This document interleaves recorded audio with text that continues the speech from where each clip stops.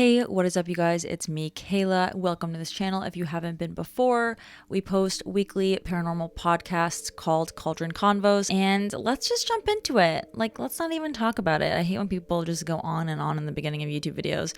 Cue, all of my YouTube videos probably doing that, but not today, honey. This week, I'm going to be reading A Shattered Life from Creepypasta.com. Matt Demersky, I do want to give credit where credit is due. Thank you for taking the time and writing the spooky, the wonderful. I don't know when you're gonna read this, but I can tell you when it started.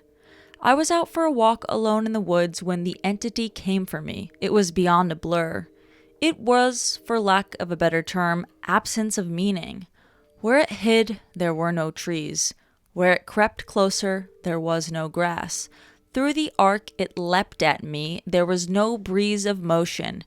There was no air at all. As it struck, I felt the distinct sensation of claws puncturing me somewhere unseen, somewhere I never felt before.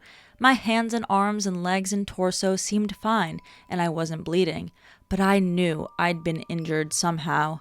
As I fearfully ran back home, I could tell that I was less.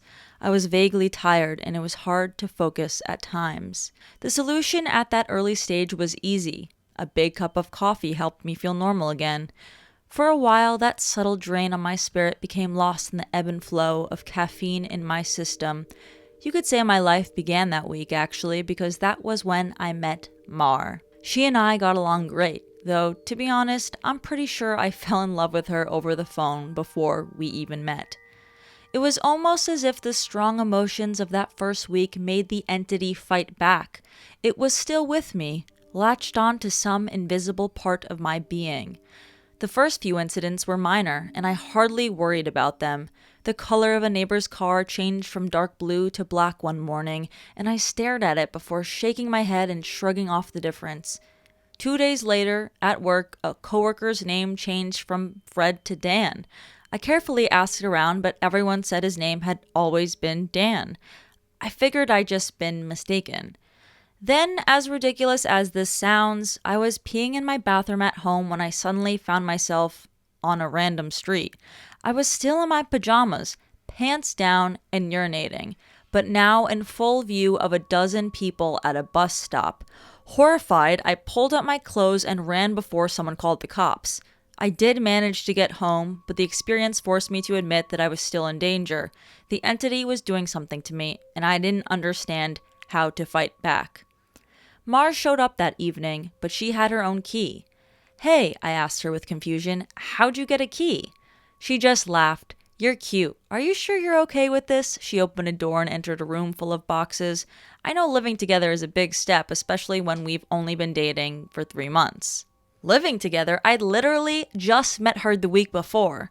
Thing was, my mother had always called me a smart cookie for a reason. I knew when to shut my yap.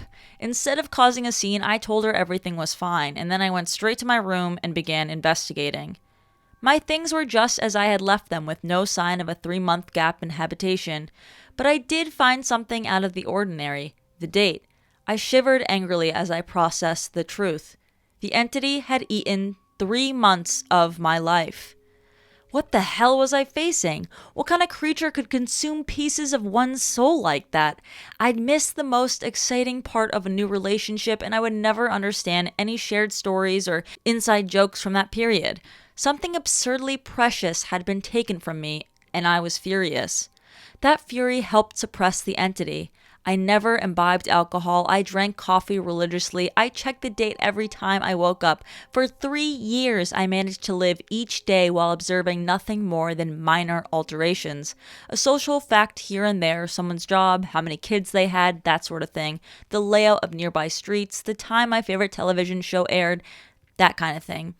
Always those changes reminded me the creature still had its claws sunk into my spirit. Not once in 3 years did I ever let myself zone out. One day, I grew careless. I let myself get really into the season finale of my favorite show. It was gripping, a fantastic story. Right at the height of the action, a young boy came up to my lounger and shook my arm. Surprised, I asked, "Who are you? How did you get in here?" He laughed and smiled brightly. "Silly daddy." My heart sank in my chest. I knew immediately what had happened. After a few masked questions, I discovered that he was 2 years old and that he was my son. The agony and heartache filled my chest was nearly unbearable. Not only had I missed the birth of my son, I would never see or know the first years of his life.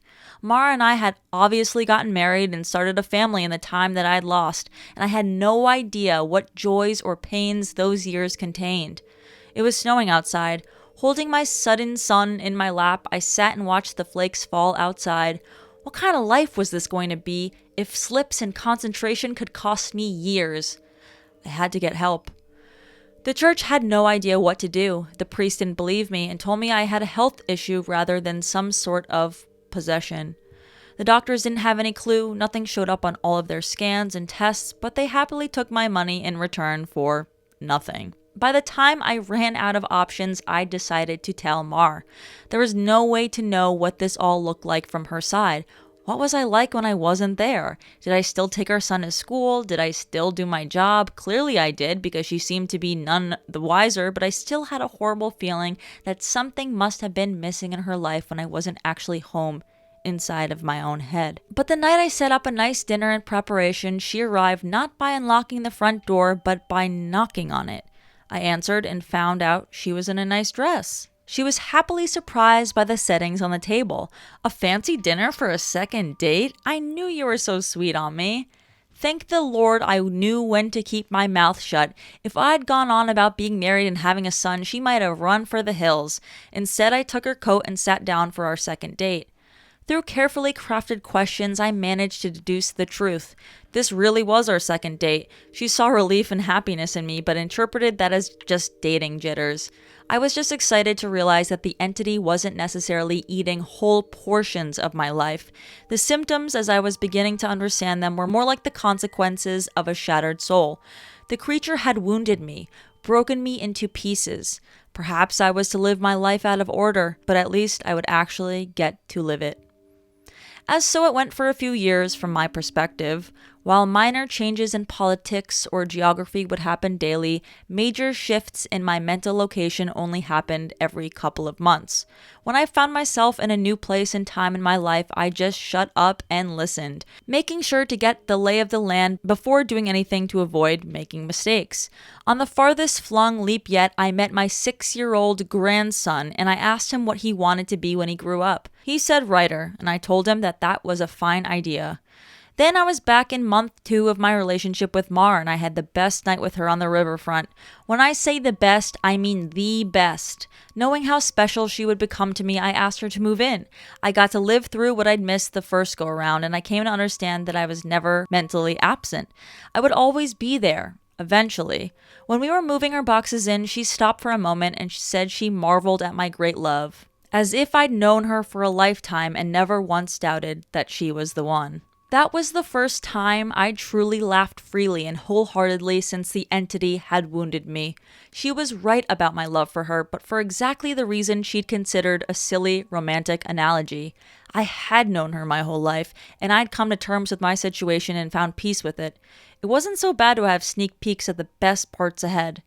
But of course I wouldn't be writing this if it had gotten worse. The entity was still with me. It had not wounded me and departed like I'd wanted to believe. The closest I can describe my growing understanding was that the creature was burrowing deeper into my psyche, fracturing it into smaller pieces. Instead of months between major shifts, I began having only weeks. Once I noticed that trend, I feared my ultimate fate would be jump between times in my life, heartbeat by heartbeat, forever confused and forever lost. Only an instant in each time meant I would never be able to speak with anyone else, never be able to hold a conversation, never express or receive love. As the true depth of that fear came upon me, I sat in an older version of me and watched the snow falling outside. That was the one constant in my life. The weather didn't care who I was or what pains I had to face. Nature was always there. The falling snow was always like a little hook that kept me in place. The pure emotional peace it brought was like a panacea on my mental wounds, and I never yet shifted while watching the pattern of falling white and thinking of the times I'd gone sledding or built a snow fort as a child. A teenager touched my arm. "Grandpa?" He'd startled me out of my thoughts, so I was less careful than usual. "Who are you?" He half grinned as if not sure whether I was joking. Handing me a stack of papers, he said, "It's my first attempt at a novel. Would you read it and tell me what you think?" Ah, of course, pursuing that dream of being a writer, I see. He burned bright red, trying to, anyway. All right, run off. I'll read this right now. The words were blurry and annoyed. I looked for glasses I probably had for reading. Being old was terrible, and I wanted to leap back into a younger year, but not before I read this book. I found my glasses in a sweater pocket and began leafing through. Mar puttered in and out of the living room, still beautiful, but I had to focus.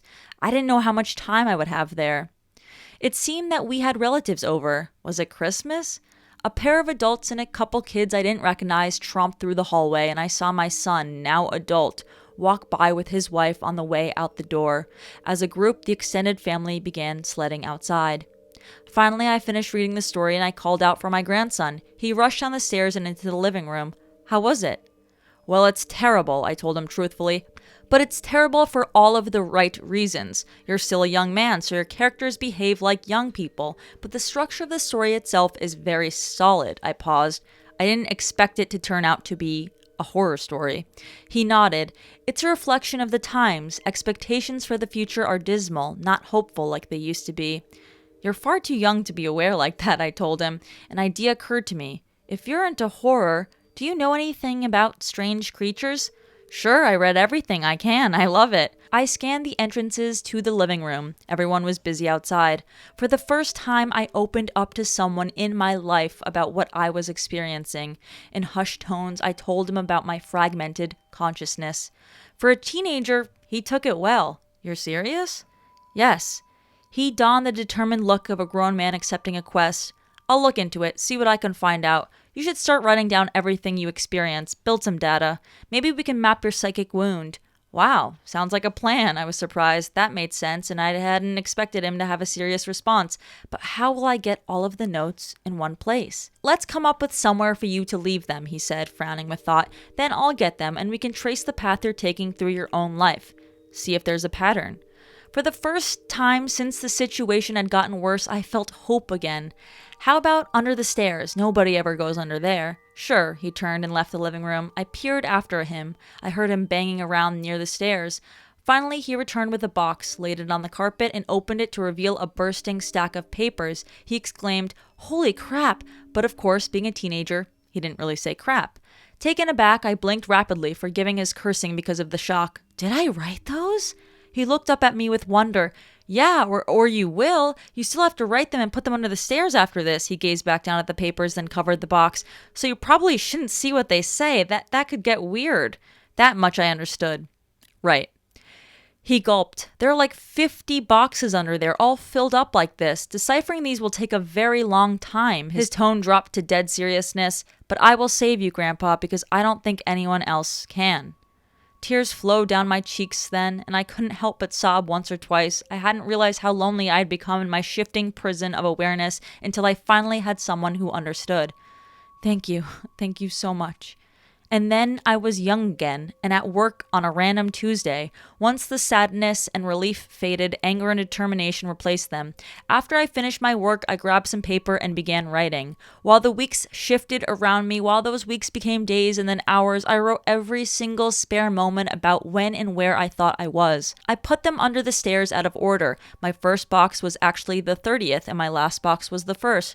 Once I had over 50 boxes written from my perspective, and once my shifting became a matter of minutes, I knew it was up to my grandson to take it from there. I put my head down and stopped looking. I couldn't stand the river of changing awareness any longer. Names and places and dates and jobs and colors and people were all wrong and different. I'd never been older. I sat watching the snow fall. A man of at least 30 that I vaguely recognized entered the room. Come on, I think I finally figured it out. I was so frail that moving was painful. Are you him? Are you my grandson?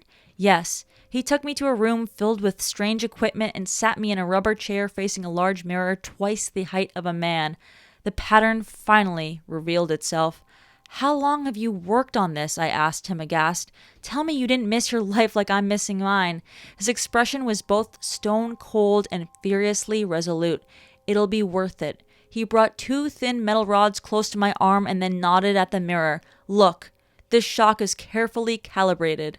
The electric zap from his device was startling, but not painful. In the mirror, I saw a rapid arcing light silhouette appear above my head and shoulder. The electricity moved through the creature like a wave, briefly revealing the terrible nature of what was happening to me. A bulging, leech-like mouth was wrapped around the back of my head, coming down to my eyebrows and touching ear, and its slug-like body ran over my shoulder and into my very soul. It was a parasite, and it was feeding on my mind. My now adult grandson held my hand as I took in the horror. After a moment, he asked, "Removing it is going to hurt very badly. Are you up to this?" Fearful, I asked, "Is Mar here?" His face softened. "No, not for a few years now." I could tell from his reaction what had happened, but I didn't want it to be true. "How?" "We have this conversation a lot," he responded. "Are you sure you want to know? It never makes you feel better." Tears brimmed in my eyes. "Then I don't care if it hurts or if I die. I don't want to stay in a time where she's not alive." He made a sympathetic noise of understanding and then returned to his machine to hook several wires and other bits of technology to my limbs and forehead. While he did this, he talked. "I've worked for 2 decades to figure this out, and I've had a ton of help from other researchers of the occult.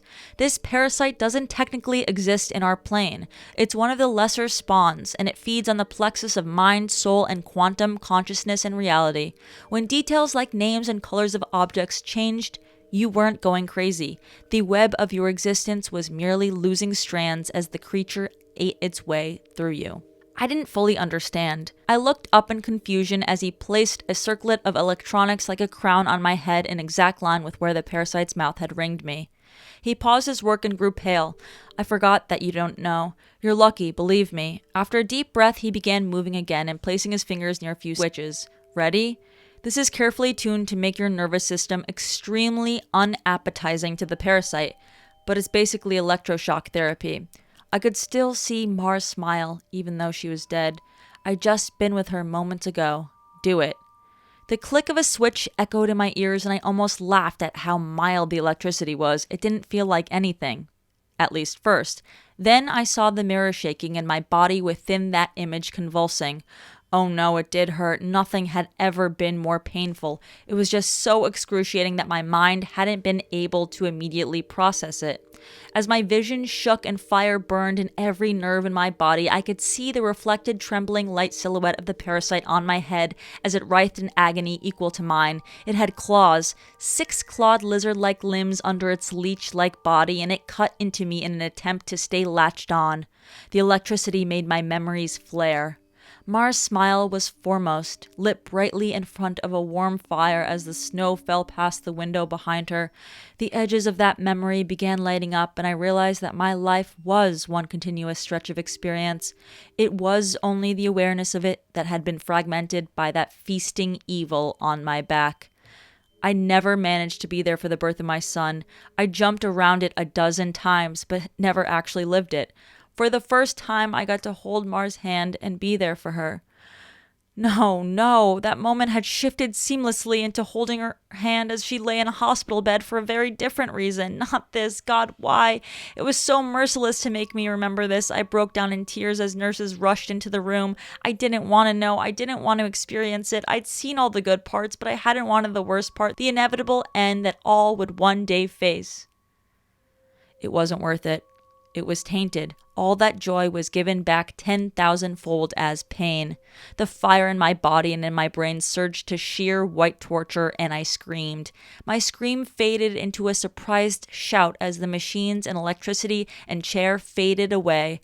Snow was no longer falling around my life. I was out in the woods on a bright summer day. Oh God. I turned to see the creature approaching me. It was the same absence of meaning, the same blank on reality. It crept forward just like before, but this time it hissed and turned away. I stood astounded at being young again and freed from the parasite. My grandson had actually done it. He'd made me an unappetizing meal, so the predator of mind and soul had moved on in search of a different snack. I returned home in a daze. And while I was sitting there processing all that had happened, the phone rang. I looked at it in awe and sadness. I knew who it was. It was Marjorie, calling for the first time for some trivial reason she'd admit 30 years later was made up just to talk to me. But all I could see was her lying in that hospital bed dying. It was going to end in an unspeakable pain and loneliness. I would become an old man, left to sit by myself in an empty house. His soulmate gone long before him. At the end of it all, the only thing I would have left, sitting and watching the falling snow. But now, thanks to my grandson, I would also have my memories. It would be a wild ride, no matter how it ended. On a sudden impulse, I picked up the phone. With a smile, I asked, "Hey, who's this?" Even though I already knew.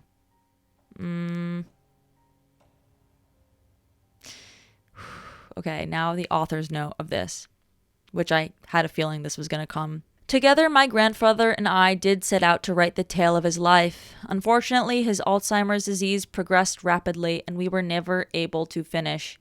He's still alive, but I imagine that mentally he is in a better place than the nursing home. I like to think he's back in his younger days, living life and being happy, because the reality is much colder. It's snowing today. He loves the snow. When I visited him, he didn't recognize me, but he did smile as he sat looking out of the window. The end. Wow. Okay, that one was heavy. But anyways, I hope you enjoyed this creepypasta. If you did, make sure to subscribe because I'll be doing more in the future if you guys like them. And also subscribe if you want to listen to our paranormal podcast that we post weekly. Anyways, thank you guys again so much for watching, and I'll see you guys next time here on Cauldron Convos. Bye!